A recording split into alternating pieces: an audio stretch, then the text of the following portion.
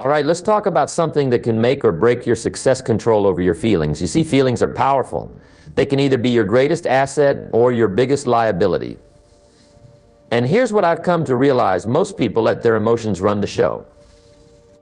They wake up and right away they're swayed by the mood they're in, the weather, or what someone said to them that morning. But if you let your feelings control you, you'll never have the freedom to make the best decisions for your life. Let's get one thing straight: life isn't always going to hand you happiness and perfect conditions. There will be days that feel heavy, people who disappoint, and times when things simply don't go as planned. Now, if you let those moments dictate how you feel and what you do, you're giving away your power. I'm telling you right now, don't give your power to anyone or anything. The first step is to understand that feelings are fleeting. They come and go like the weather.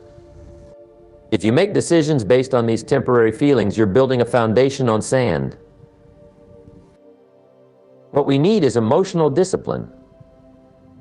It's like any other skill: discipline in health, discipline in wealth, discipline in relationships.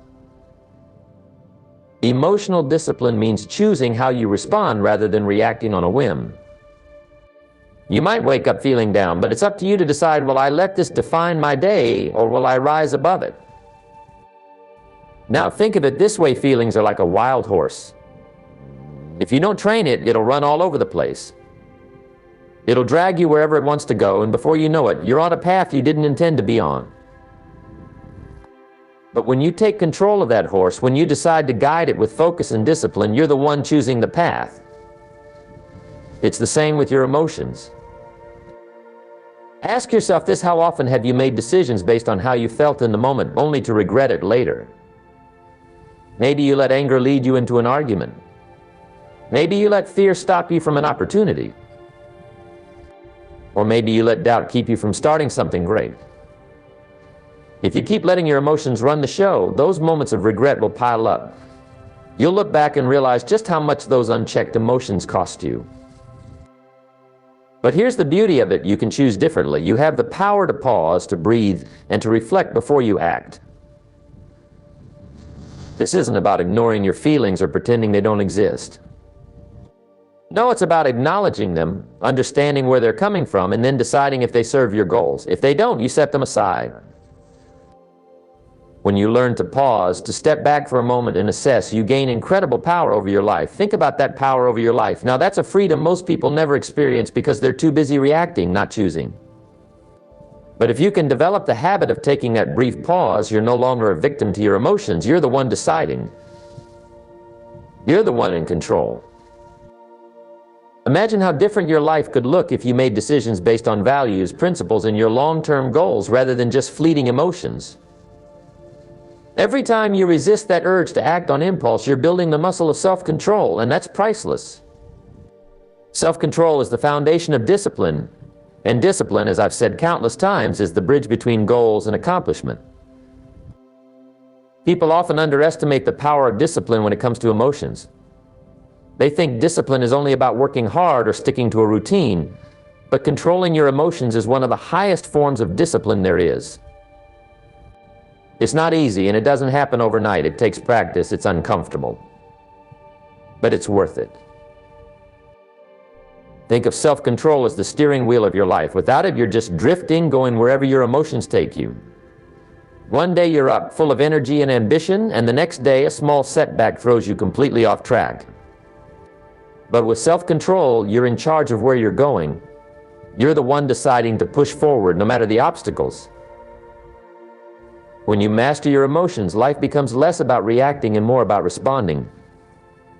Imagine facing a tough situation, a setback in business, a conflict with a friend, or a health scare.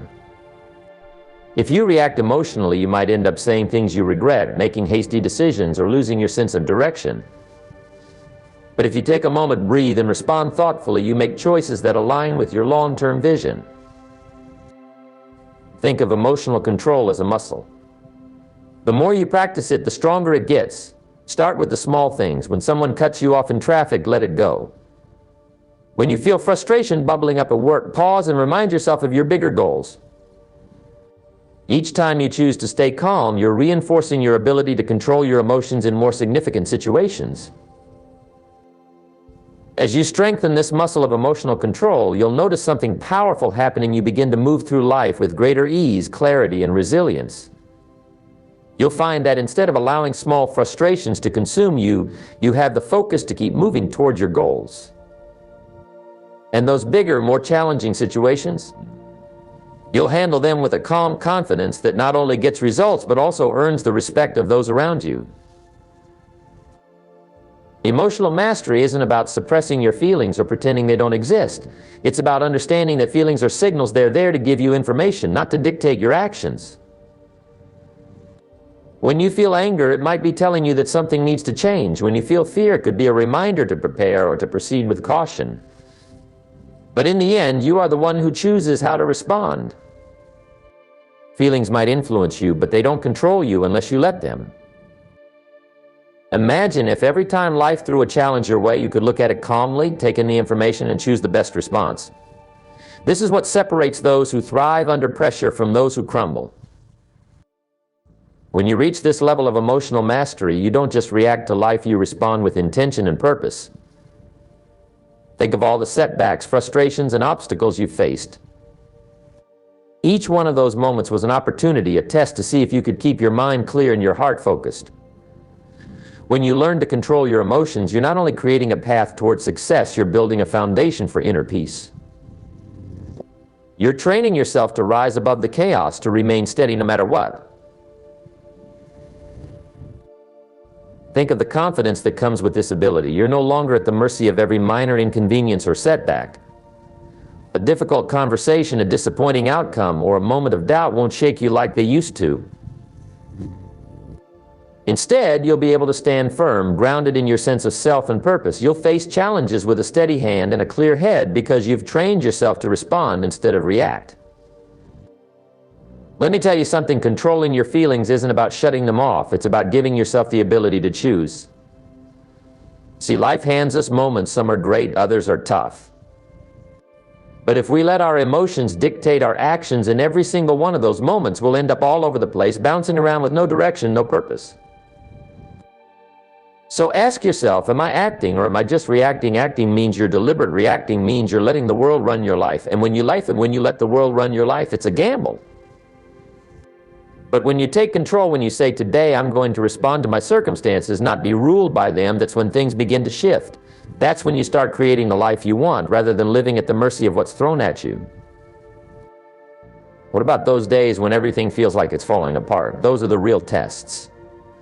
That's when it's so tempting to give in, to throw up your hands and let anger, frustration, or despair take the wheel. But that's the moment you have to stand firm. I'm not saying it's easy, but I am saying it's possible. Think of it this way, every time you choose to control your feelings instead of letting them control you, you're investing in your future self. You're creating a bank of resilience. When life throws those inevitable curveballs, and trust me it will, you'll have the emotional capital to handle them.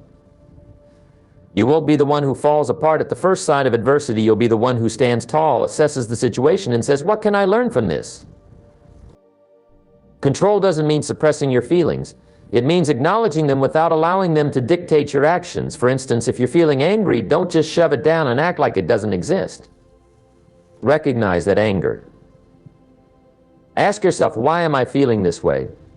What's triggering this emotion? Understanding the root cause allows you to address the issue head on.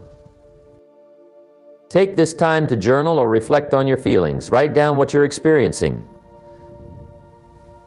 Getting those thoughts out of your head and onto paper can be incredibly liberating. Look, controlling your feelings isn't just about getting through the tough times.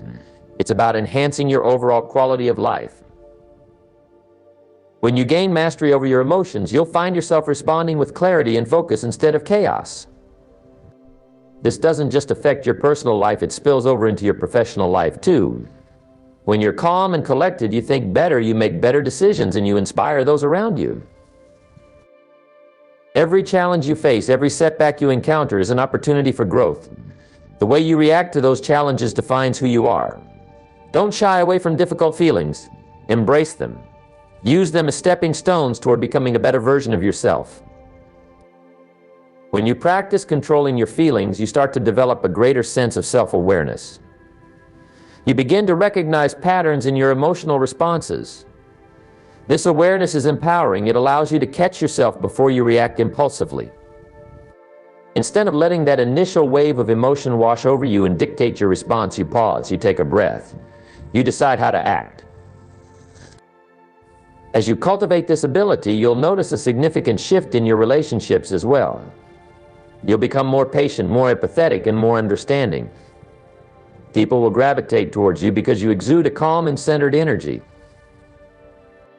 That's the kind of leader everyone wants to follow. The kind of person who not only speaks but inspires. So remember, it all starts with you. Control your feelings and you control your life. Embrace the power you have to shape your destiny.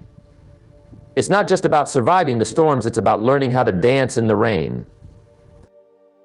As you move forward, make a conscious choice every day to take charge of your emotions. It's a discipline worth cultivating, and it will serve you well in every facet of your life. Don't just go through life, grow through life. That's the essence of true personal development. Keep pushing, keep striving, and keep taking control. In conclusion, controlling your feelings is not just a skill, it's a powerful strategy for living a fulfilling life.